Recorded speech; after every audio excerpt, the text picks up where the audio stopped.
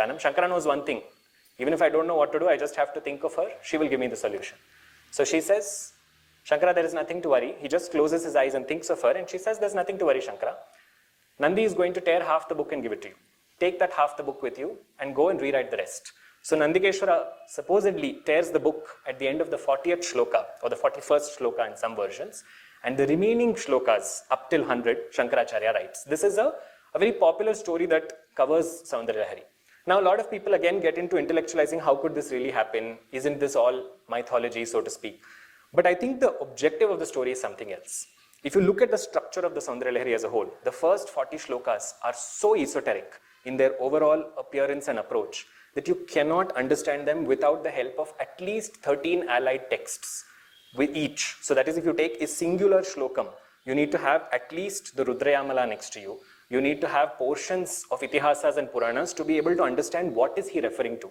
Because this is not a work where you can just translate word by word and you'll understand Shankara's works. If you see the next about 50 odd shlokams, that is leading to the 100th shlokam, the culmination ones, you'll see a very different flavor over there.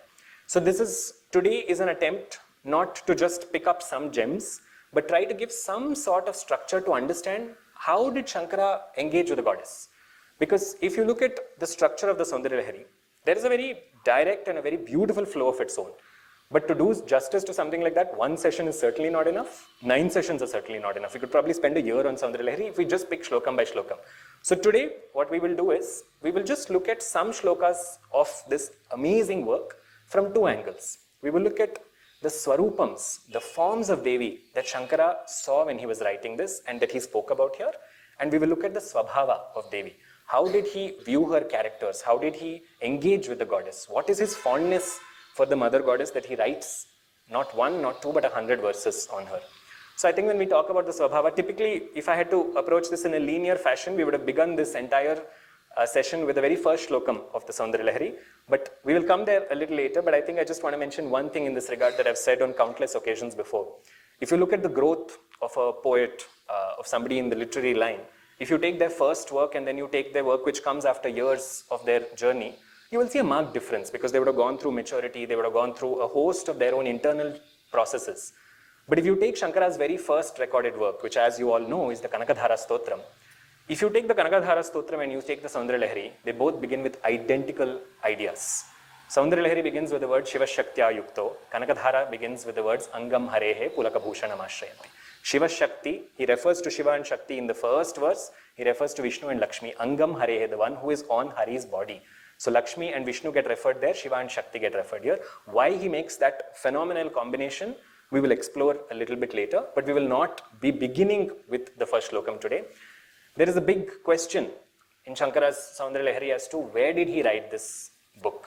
Was it which kshetra? Because several kshetras claim that Saundarya Lahari was written there. For example, if you go to Kollur, where Mukambika kshetra is, there is a mandapam where there is even a board that says Adi Shankaracharya composed Saundarya Lahari over here. If you go to Chidambaram, in Shivakami shrine, so there is a Taniya Koil for Ambal over there. In the separate shrine for Shivakami, when you are doing the Pradakshinam, this will come on the Pradakshina Patha, a few steps will lead you to a shrine where there is a Sri Chakram that is carved on the wall, and next to that there is a statue of Shankaracharya. The priests will tell you over there that that's where Saundarya Lahari was written. So if you look at it from any perspective, that also makes sense because the shrine is that of Shiva Kama Sundari, and this is Saundarya Lahari. So there is the idea of some beauty being reflected over there. But Shankara probably gave, I think, he gave the biggest hints as to where he was talking about when he wrote about this, which goddess he was referring to, and that comes in the very first part.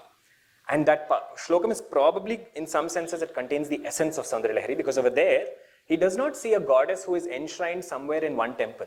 He sees a goddess who is living, breathing, and moving, and he indicates that in the most unusual of ways. Normally, if you had to talk about a god who is breathing, you would describe their breath. You would talk about the movement of their prana.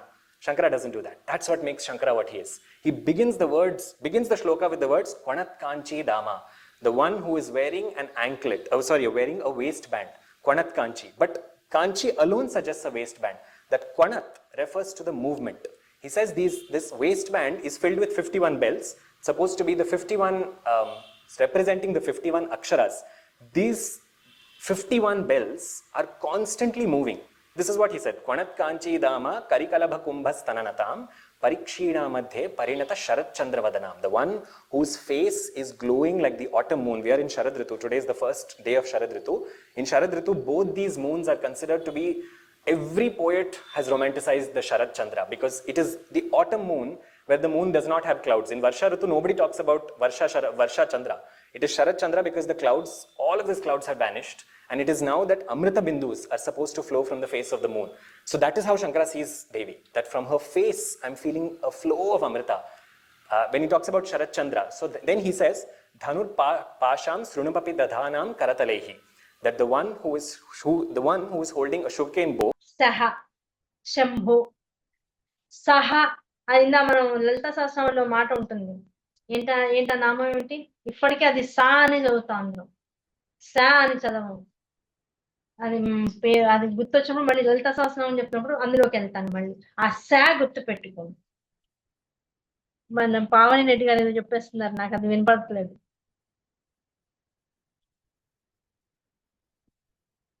అమ్మ unmute చేసుకోండి ఒక్కసారి. సర్వత మహాశక్తి kundalini. Yes, చూసారా ఎంత alert గా ఉన్నారు అందరూ. మహాశక్తి, అది సా రావాలి, అది మహాశక్తి కాదు, మహాశక్తి. ఆవిడకి ఆసక్తి ఎక్కువ, ఎందులో కుండలిని ఎందు ఆసక్తి. మహాశక్తి కుండలిని, ఆసక్తి అని చదవాలి అక్కడ. మామూలుగా సరిగమ పాత్స ఆసక్తి అంతే. అక్కడ అందరూ చదివే తప్ప ఏంటంటే మహాశక్తి మహాశక్తి మహాశక్తి. మహాశక్తి కాదు. ఎప్పుడైతే కుండలిని దగ్గర మహాశక్తి అయిపోతుందో ఇంకేం అడ్డంగా పడుకోవడమే, ఇంకా లేవదు. ఆ మహాశక్తి అంటే టాపిక్ వచ్చింది అని చెప్తున్నా. నిజంగా అది మహాశక్తి కుండలిలో ఎప్పుడు ఉంటుందో తెలుసా? స్త్రీకి వచ్చేటువంటి